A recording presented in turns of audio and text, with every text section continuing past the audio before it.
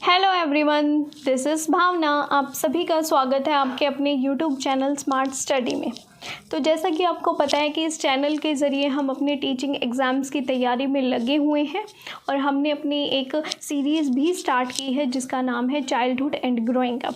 ये जो सीरीज़ है वो आप सिर्फ ये मत सोचिएगा कि सिर्फ और सिर्फ बीएड में काम आने वाली है, बल्कि आपके HTET, CTET, KVS, DSSS भी इन सभी टीचिंग एग्ज़ाम में काम आने वाली है, जैसा कि आपको पहले भी बताया गया है। और इस वीडियो के ज़रिए हम अपनी उसी सीरीज़ को आगे बढ़ाते हुए अपने ग्रोथ एंड डेवलपमेंट को पूरा करते हैं, जो हमारा चैप्टर है उसको। तो जैसा कि आपको पहले से पता है कि हमने इस टॉपिक के अंदर वृद्धि का अर्थ पता किया था, उसकी प्रकृति के बारे में जाना था और कुछ परिभाषाएं हमने जानी थी, और इसके साथ साथ में हमने विकास के अर्थ को भी जान लिया था।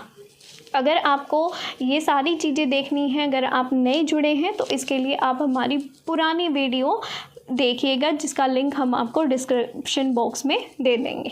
तो चलिए अब हम अपने नेक्स्ट टॉपिक को यानी कि इसी टॉपिक को आगे बढ़ाते हैं। चलिए बात करते हैं अपने विकास की प्रकृति की। तो विकास की प्रकृति को जानने से पहले मैं थोड़ा सा विकास के बारे में आपको बताना चाहूँगी कि विकास क्या होता है। जैसे कि वृद्धि था आपके शारीरिक विकास से, इसी तरीके से जो हमारा विकास होता है उसके अंदर आपके सारे विकास शामिल होते हैं, जैसे कि आपका शारीरिक विकास हो गया, मानसिक विकास हो गया, संवेगात्मक विकास हो गया। ये सारे विकास इसके अंदर आपके शामिल होते हैं। इसके साथ साथ में जो आपका विकास शब्द होता है, जैसा कि पहले बताया गया है, वो आपकी उन्नति की ओर संकेत करता है, आपकी मैच्योरिटी के बारे में बताता है। ये हमारा क्वालिटेटिव और क्वांटिटेटिव दोनों ही होते हैं। इसीलिए हम क्या बोलते हैं, विकास क्या होता है, परिपक्वता की ही एक प्रोसेस होती है। तो चलिए अब बात करते हैं हम इसकी प्रकृति की। तो ये कुछ पॉइंट हैं जिनको हम पढ़ के ये पता करेंगे कि प्रकृति का नेचर क्या होता है। तो सबसे पहले बात करते हैं विकास क्या होता है। इसकी एक निश्चित पद्धति होती है, यानी कि ये नहीं है अनिश्चित नहीं है ये हमारा, ये एक निश्चित पद्धति है। जैसे कि पहले आपका शारीरिक विकास होता है, जैसे छोटा बच्चा होता है, इसके साथ साथ में आपका मानसिक विकास साथ चलता है, आपके संवेग धीरे धीरे बढ़ने लगते हैं। तो ये क्या होता है, एक निश्चित पद्धति में चलता रहता है। सामान्य से ये विशिष्ट दिशा की ओर चलता है। इसका मतलब ये है कि पहले बच्चा छोटी छोटी चीज़ें करना शुरू करता है, फिर बड़ी बड़ी। जैसे कि पहले बच्चा जो होता है वो बॉल फेंकना सीखता है, ना कि पहले ही वो कलम पेपर उठा के लिखना शुरू कर देता है। वो पहले अपने हाथ से गेंद को फेंकता है, उसके बाद अपनी उंगलियों का इस्तेमाल करना शुरू करता है। इसी को हम क्या बोलते हैं, सामान्य से विशिष्ट दिशा की तरफ अग्रसर होना। फिर सेकंड बात आती है कि विकास रुकता नहीं है, ये चलता रहता है। ये तो वही अपने गांठ बांध लो कि जो आपका विकास होता है ना, वो आपके माँ के गर्भ से शुरू होकर और जब तक आप मरते नहीं है ना, यानी कि मृत्यु पर्यंत तक ये आपका विकास जो होता है वो चलता है। ये सभी प्रकार के परिवर्तनों का प्रतिनिधित्व करता है, यानी कि इसमें शारीरिक विकास, संवेगात्मक विकास, मानसिक विकास, सारे विकास इसी के अंदर शामिल होते हैं। इसीलिए इसका अर्थ कैसा होता है, इसका अर्थ होता है व्यापक। नेक्स्ट आता है विकास और वृद्धि की जो प्रक्रियाएं होती हैं ना, दोनों साथ साथ चलती हैं। यानी कि शारीरिक विकास होगा तो आपका मानसिक विकास होगा, मानसिक के साथ आप में संवेग आएंगे। ठीक है। नेक्स्ट आता है कि ये हमारे गुणात्मक परिवर्तनों की ओर संकेत करता है, यानी गुणों से रिलेटेड होता है हमारा। इसकी कुछ परिभाषाएं दी गई हैं, जैसे कि जर्सिल्ट, टैलफोर्ड और सॉरी ने बोला है कि विकास शब्द का अर्थ क्या होता है, उन जटिल प्रक्रियाओं का एक समूह है जिनसे निषेचित अंड से एक परिपक्व व्यक्ति का उदय होता है। वही चीज़ें इसमें दोबारा से बताई गई हैं कि इसमें क्या होता है कि माँ के गर्भ से शुरू होकर ये क्या करता है, मृत्यु पर्यंत तक चलता है। ये आपको क्या बना देता है, एक परिपक्व व्यक्ति बना देता है। नेक्स्ट आता है हरलोक।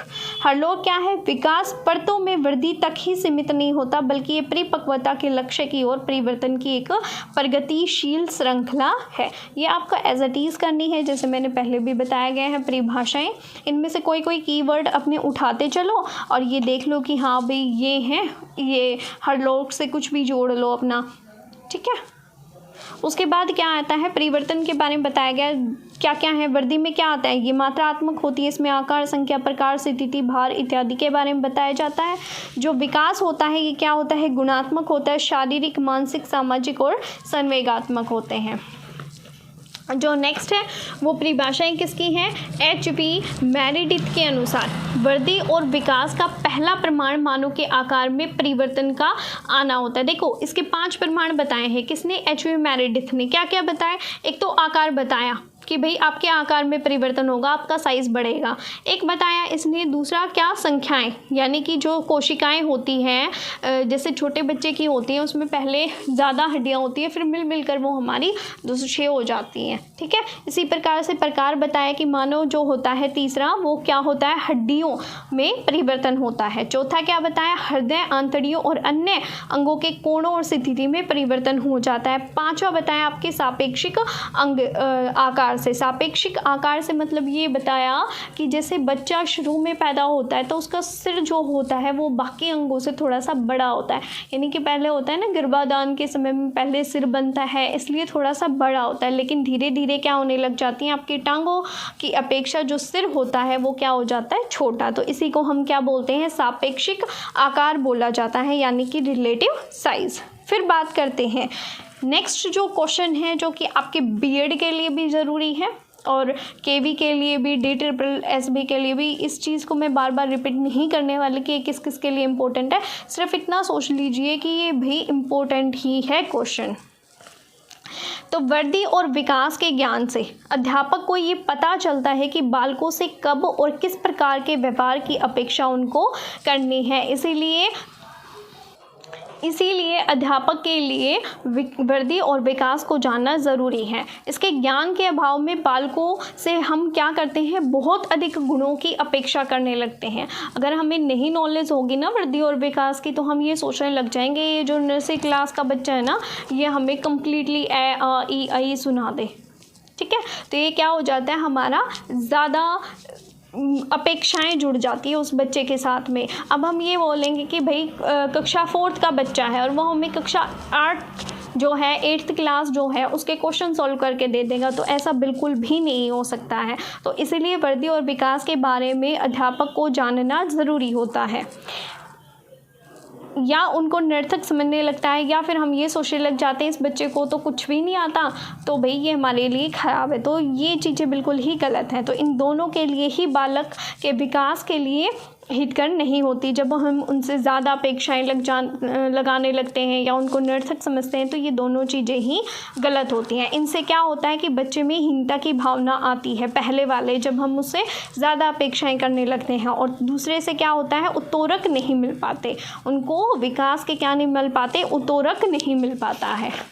ठीक है, तो बस आज के लिए हमने यही जाना कि भाई विकास की प्रकृति क्या है, इसकी परिभाषाएं क्या हैं, वृद्धि और विकास का ज्ञान अध्यापक के लिए क्यों आवश्यक है। जो हमारी नेक्स्ट वीडियो आने वाली है उसमें हम क्या पढ़ने वाले हैं? Differences between growth and development, यानी कि वृद्धि और विकास में क्या अंतर होता है। तो धन्यवाद आप सभी का। यदि आपको वीडियो पसंद आती है तो please like, share and subscribe. Thank you.